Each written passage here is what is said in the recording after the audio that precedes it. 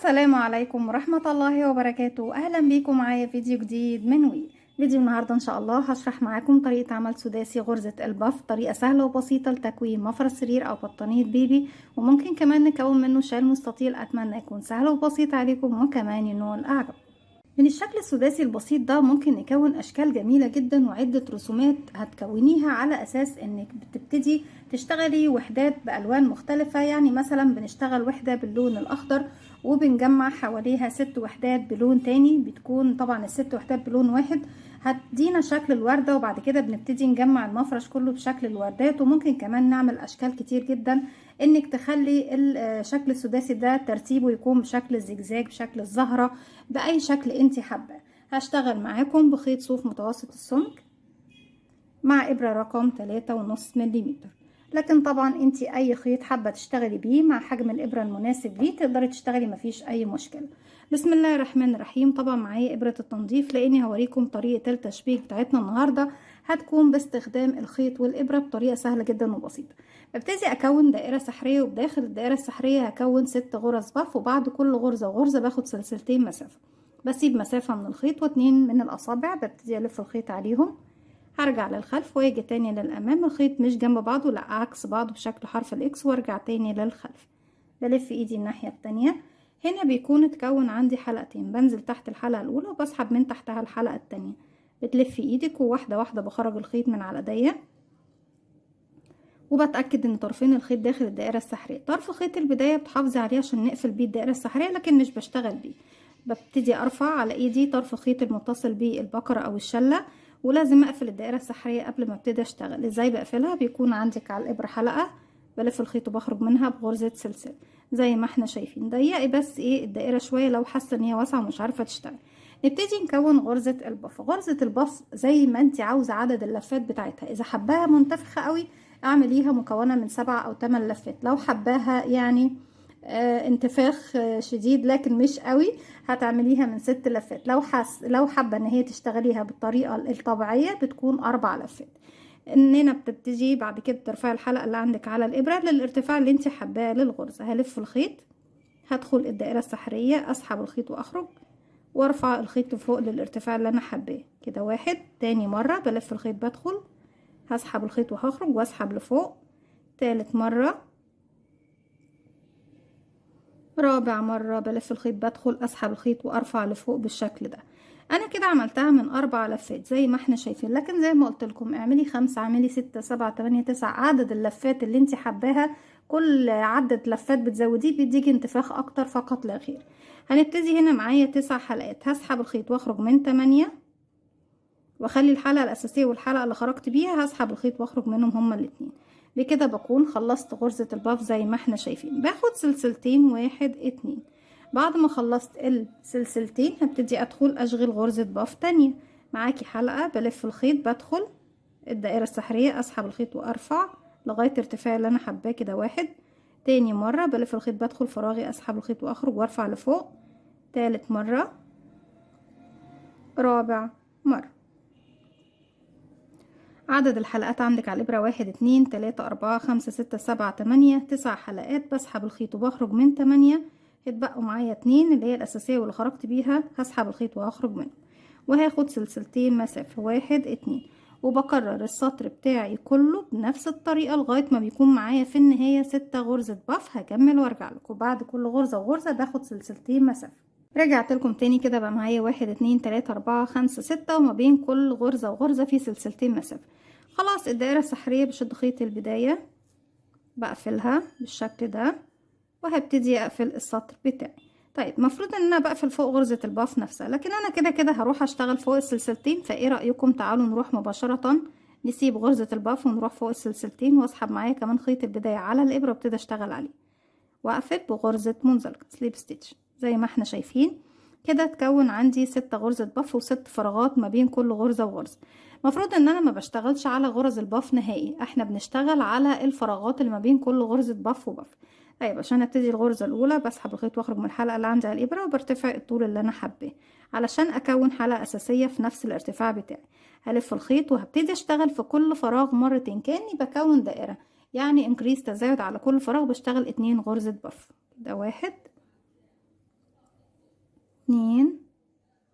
3 4. نسحب ونخرج من 8 حلقات ونسيب الحلقة الأساسية طبعا مع الحلقة اللي خرجت، نلف الخيط ونخرج منها. سلسلتين 1 2.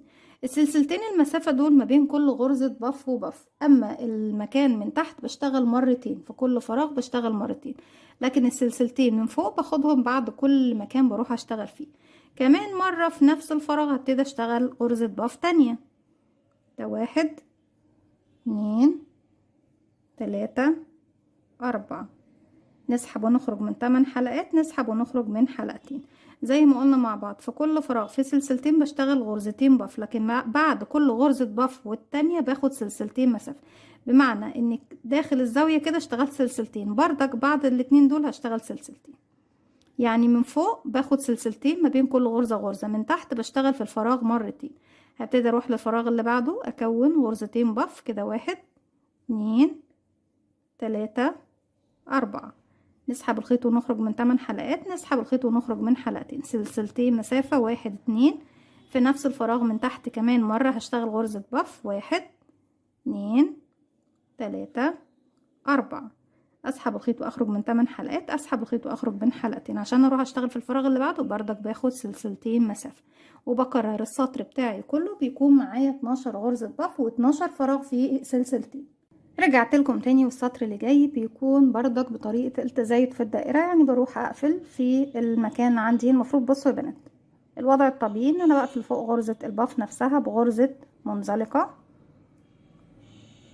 وبعد كده بمشي بمنزلقة لغاية السلسلتين. انا بختصر الخطوة دي وبقفل فوق السلسلتين مباشرة، بس طبعا انا لازم اوريكم كل خطوة المفروض بنعملها بشكلها الصحيح، واوريكم الاختيار التاني ان احنا طبعا نحاول نسهل على نفسنا بيكون ازاي. نبتدي نشتغل السطر ده بطريقة مختلفة. عندي هنا هنشوف حاجة معينة. عندي هنا زوايا 6، يعني 1 2 3 4 5 6. الزاوية يعني المكان اللي بشتغل فيه مرتين. طيب انا دي زاوية صح ودي زاوية، المكان ده عبارة عن ايه؟ ده فراغ عادي مش زاوية، لان المفروض انا مش شغالة تحتيه حاجة. هنا مفيش غرز باف خالص، لكن هو المسافة فراغ ما بين الزاوية دي والزاوية دي بيتكون عندي فراغ. بردك ما بين الزاوية دي والزاوية دي بيتكون فراغ، وفي كل زاوية والزاوية التانية بيتكون عندي ايه في وسطها فراغ. المكان دوت بشتغل فيه مرة واحدة غرزة باف واحدة. اما مكان الزوايا دايما مكان الزوايا اللي هو بيكون عندي فيه من تحت 2 بشتغل فيه بردك مرتين. بسحب الخيط وبرتفع لفوق زي ما احنا شايفين بالشكل ده. هبتدي في داخل الفراغ الاول لانه مكان زاوية اشتغل مرتين، يعني 2 غرزة باف. 1 2 3 4. هسحب الخيط واخرج من 8 حلقات وارجع اسحب الخيط واخرج من حلقتين، سلسلتين مسافة، ودي طبعا شيء ثابت معانا واساسي. نرجع تاني، طالما دي زاوية بشتغل فيها مرة كمان. 1 2 3 4. نقفل غرزة الباف علشان اروح اشتغل من مكان لمكان بردك سلسلتين مسافة. يعني دايما بعد كل غرزة باف من فوق باخد سلسلتين مسافة، لكن من تحت لازم نحفظ الاماكن اللي احنا بنحددها. مكان الزاوية بشتغل فيه مرتين، مكان العادي بشتغل فيه مرة واحدة. 1 2 3 4. نقفل غرزتنا وباخد سلسلتين مسافة. 1 2. ده احنا قلنا انه فراغ عادي مش زاوية. هنا هنروح طبعا على طول للزاوية نبتدي نشتغل فيها مرتين.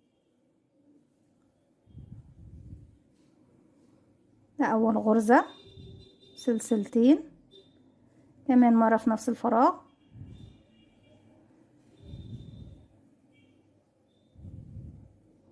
وسلسلتين. طيب تعالوا بقى نشوف هنا في السطر دوت هيبقى معايا ايه او اتكون عندي الشكل ايه. تحت كان عندي 6 زوايا، السطر التاني بقى عندي 6 زوايا و6 فراغات ما بينهم. السطر التالت بقى عندك هيكون عندك 6 زوايا، كده زاوية وكده زاوية، وما بينهم 2 فراغ. تمام يا بنات؟ السطر اللي جاي ممكن يكون ما بينهم 3 فراغ. وفي كل سطر طبعا تقدري تزودي الشكل السداسي لغايه ما انت عاوزه ان شاء الله، حتى تعملي المفرش كله او البطانيه كلها بشكل سداسي ايه، قطعه واحده.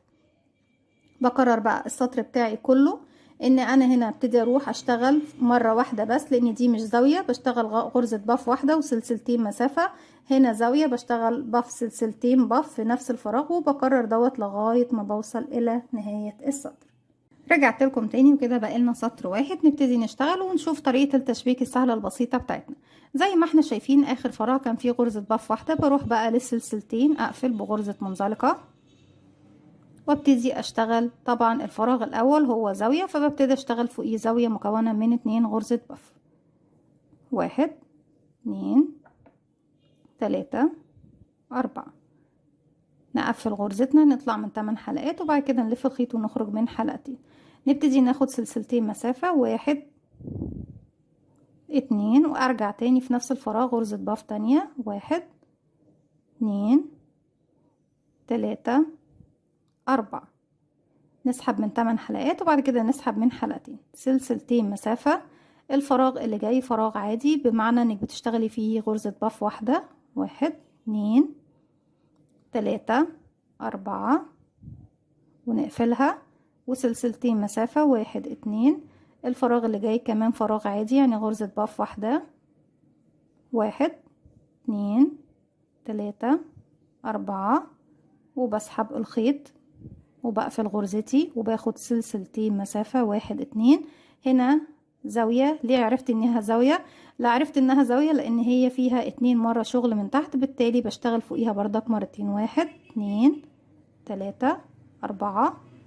نقفل غرزتنا وناخد سلسلتين كمان مرة في نفس الفراغ. 1 2 3 4 ونقفل غرزتنا وناخد سلسلتين مسافة، وبكرر دوت لغاية ما بوصل لنهاية السطر. في الفراغ العادي بشتغل باف واحدة وبعد كده سلسلتين، باف واحدة سلسلتين. هنا دي زاوية فيها باف سلسلتين باف في نفس الفراغ، وبكرر دوت لغاية ما بوصل إلى نهاية السطر. هكمل وارجع لكم. رجعت لكم تاني كده، خلاص خلصت وحدتنا زي ما احنا شايفين. نبتدي نقفلها بغرزة منزلقة فوق اول غرزة اشتغلناها، وبعد كده ببتدي اسحب الخيط وبسيب مسافة من الخيط. المسافة اللي انا هبتدي اخيط بيها بسيبها، وبعد كده ببتدي اقص الخيط. بسحب الخيط زي ما احنا شايفينه بالشكل ده. نجيب ابرة التنظيف او ابرة تكون فتحتها واسعة، ابرة المنجد. دي ابرة المنجد اهي، وببتدي الضمها وابتدي اجيب الوحدة التانية اللي قصادي. بنبتدي نشبك كل زاويتين على بعض. هنبتدي نروح لمكان الزاويتين اهم، بدخل وارجع تاني بالشكل ده اهو. نرجع ناخد الغرزة والغرزة اللي وراها،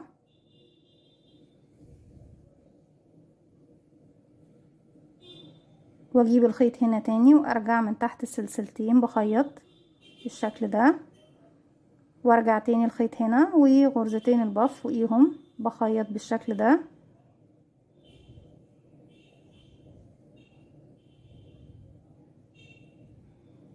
والمسألة سهلة بسيطة جدا، انك بس بمجرد انك بتعملي خطوط ما بين الوحدتين زي ما احنا شايفين بالشكل ده اهو، لغاية ما بتخلصي الخط بتاعك. بقى انت هنا دلوقتي معانا من الزاوية دي للزاوية دي خيطنا